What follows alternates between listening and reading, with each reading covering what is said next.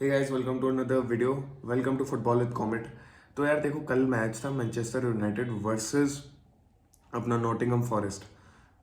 अ match जिसमें भाई बहुत ज़्यादा टेंशन पाइल अप हो गई थी स्टार्टिंग से ही, अगर मैं बात करूँ तो, क्योंकि हमने स्टार्टिंग लाइनअप में तो कुछ और किसी और को स्टार्ट कराया था, बट ट्रेनिंग के टाइम पे, प्री मैच ट्रेनिंग के टाइम पे वो प्लेयर इंजर्ड हो जाते हैं और उन्हें वापस टनल में ले जाके हम हमारे मिडफील्डर जो इंजरी से वापस आए थे क्रिस्टियन एरिक्सन को हम स्टार्ट देते हैं। मार्शल सर कल फिर इंजर्ड हो गए, फिर तो क्या मतलब वो इंजर्ड हो गए कल, और फिर से एक इंजरी हमारे गले आके पड़ चुकी है।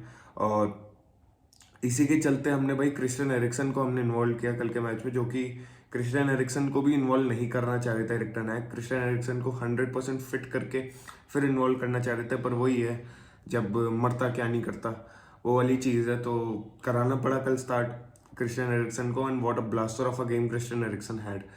कुछ प्लेयर्स है यूनाइटेड में जिनके अंदर वो क्वालिटी है जो भाई वो प्रोड्यूस कर सकते हैं जब हमें ज़रूरत हो, but Erik ten Hag should manage, एक मैन मैनेजर बनना पड़ेगा उन्हें, क्योंकि भाई हमारे पास स्क्वाड डेप्थ नहीं है, ना हमारे पास वो क्वालिटी है जो भाई हम हर मैच जाके हम उसी क्या कहते हैं, हम उसी शिद्दत से हर मैच जाके खेल लें। वो हमारे पास नहीं है। अब इसी के साथ में बात करूँ तो भाई हम अभी भी 3 कंपटीशन में अलाइव में, हम एफ ए कप में अलाइव है। हम अभी प्रीमियर लीग टॉप 4 की रेस में है, क्योंकि प्रीमियर लीग तो जा चुका है, but top 4 is very much possible. और तीसरी अगर मैं बात करूँ तो हम अभी यूरोपा लीग में भी अलाइव है। तो ये 3 कॉम्पिटिशन में हम अभी जिंदा है। और सबसे ज़्यादा अगर मैं बात करूँ तो हमें टॉप 4 सिक्योर करने की ज़रूरत है। Europa league, F A cup, I don't know, मैं हम अगर अभी प्रायोरिटाइज नहीं भी करते, हम अगर, मेरे हिसाब से हमें प्रीमियर लीग प्रायोरिटाइज करनी चाहिए, क्योंकि अगर मैं बात करूँ, न्यूकासल अपना मैच हार गई, टॉटनहम अपना मैच हार गई, इसका मतलब ये नहीं है कि भाई हम आराम से अभी अपनी प्लेस जो है टॉप 4 में सिक्योर कर सकते हैं। अभी भी सिर्फ 3 पॉइंट का फर्क है न्यूकासल और मैनचेस्टर यूनाइटेड में। खैर, अगर मैं बात करूँ तो न्यूकासल परसों का मैच हार गए थे, और कल मैन यूनाइटेड जीत के 3rd पोजीशन अपनी सिक्योर कर ली है 59 पॉइंट्स के साथ। वो सब चलता है, बट यार थोड़ा बहुत अब कल के मैच के बारे में भी बात कर लेते हैं। कल का मैच वॉज मोटिवेटर, मतलब वो एक मोटिवेशन फैक्टर की तरह काम करेगा, क्योंकि हमारे पास प्लेयर्स नहीं है, ठीक है। हम इंजरी क्राइसिस से हम गुजर रहे हैं, और उसके साथ अगर मैं बात करूँ तो कल जो हमारी परफॉर्मेंसेस डिलीवर की है ना प्लेयर्स ने, कल बहुत बहुत बहुत ज़्यादा इंपॉर्टेंट था कि प्लेयर स्टेप अप करें, और उन्होंने कल स्टेप अप किया। उन्होंने काफ़ी हद तक कल स्टेप अप किया है। एंटनी की मैं बात कर लूँ, मैं ब्रूनो की बात कर लूँ, मैं क्रिस्टियन एरिक्सन की बात करूँ, इवन मैं हमारे डिफेंस लाइन में हैरी मैगवायर की भी बात करना चाहूँगा काफ़ी हद तक, क्योंकि Harry Maguire had a scrappy start भाई। शुरुआत में ही वो घटिया फाउल करके उसने येलो कार्ड ले लिया, और फिर उसके बाद मैं बात करूँ तो थ्रू आउट द गेम वो अंडर प्रेशर होके भी उसने काफ़ी अच्छे से मेंटेन करा है अपनी डिफेंस लाइन को। तो credit should be given to Harry Maguire. But इसके साथ मैं बात करूँ तो विक्टर लिंडलॉफ और हैरी मैगवायर की जोड़ी आप लोगों ने लास्ट सीजन देखी थी कि कितना हमें पिटवाया था इनकी जोड़ी ने। बट अब की बार, मतलब कल भी मेरी तो फटी हुई थी भाई। अगर कल कोई यूनाइटेड फैन इन दोनों की जोड़ी देख के अगर शांत बैठा था ना, तो वो यूनाइटेड फैन नहीं है भाई, साफ सी बात है।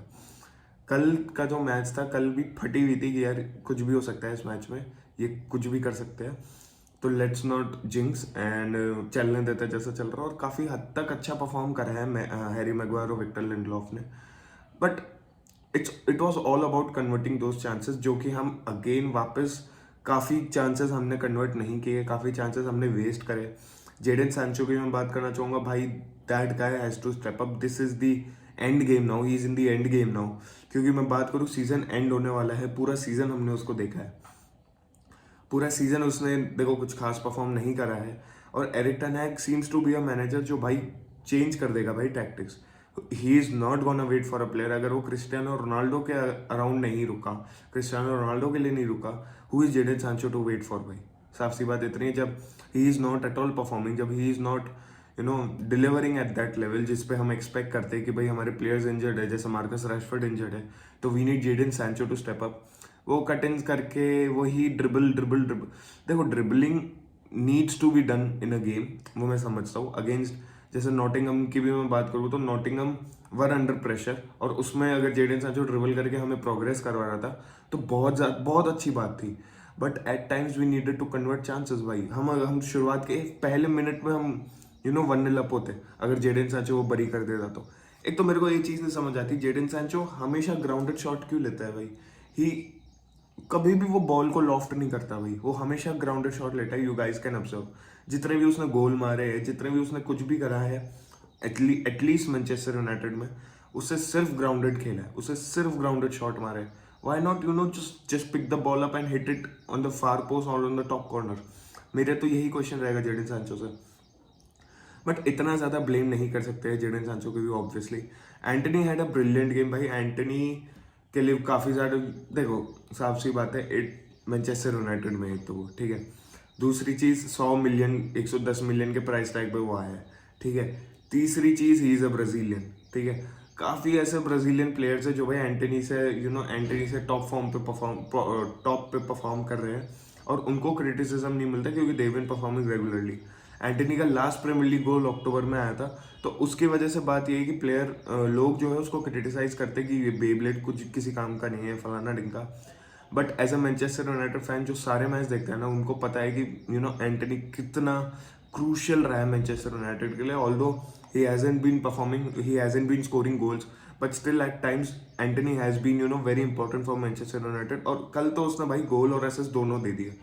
कल तो उससे गोल भी प्रोवाइड करा दिया, असिस्ट भी दे दिया। तो there is nothing to ask from Antony any further. अब मैं बात करूँ तो यार देखो, एंटनी की बात हो गई, Bruno Eriksen they played really well. और अगर इसी के साथ मैं बात करूँ तो अब एंथनी मार्शियल की मैं बात करना चाहूँगा। क्योंकि यार देखो, अगर आप लोगों को लगता है ना, क्योंकि एरिक टेन हैग ने बोला था कि Martial will stay next season in my opinion वगैरह वगैरह, I would like him to stay. But आप लोगों को भी डीप डाउन आप लोगों को भी पता है, कल का मैच भी देख ले, अगर नहीं भी देखा तो आप लोगों को भी पता है कि Anthony Martial is not the solution to our attack भाई। he is not the preferred striker that we want in that position. We need a clinical finisher. We need a player जो भाई पहली बारी में चांसेस बरी करे। We need a player जिसको भाई जो बॉल रिट्रीव करे तो हमें कॉन्फिडेंस आए कि भाई अब तो गोल मार सकते हैं। अब अगर ये खेल रहा है तो we can score plenty of goals, जिसके आने के बाद भाई हमें मार्कस रैशफोर्ड पे ही रिलाई ना करना पड़े सिर्फ, क्योंकि अभी हमारी पूरी टीम मार्कस रैशफोर्ड पर रिलाइड है और वो नहीं है तो और ज़्यादा टेंशन होती है। क्योंकि आप लोगों को भी पता है कि काफ़ी मैचेस ऐसे निकले जहाँ पे भाई प्लेयर स्टेप अप नहीं करते हमारे। तो कल तो चलो ठीक है, एंटनी ने स्टेप अप कर दिया, कल तो ब्रूनो एरिक्सन ने प्रोवाइड करा दिया काफ़ी सारी चीज़ें हमें। बट अगर कल वो सब भी नहीं होते तो फिर तो हमारे तो लग जाते ना भाई, तो वो वाली बात है। बट स्टिल यार एट टाइम्स अच्छा लगता है कि भाई players are stepping up, players में वो कोऑर्डिनेशन, प्लेयर्स में वो सिंक आ रहे धीरे धीरे करके। और आर्सेनल की भी थोड़ी बहुत बात कर लेते हैं कि भाई आर्सेनल ने क्या करा है कल के मैच में। देखो, बुकायो साका के लिए काफ़ी लोग बोल रहे हैं कि ही मिस दैट पेनल्टी, और काफ़ी ज़्यादा ट्रोलिंग चल रही है बुकायो साका की।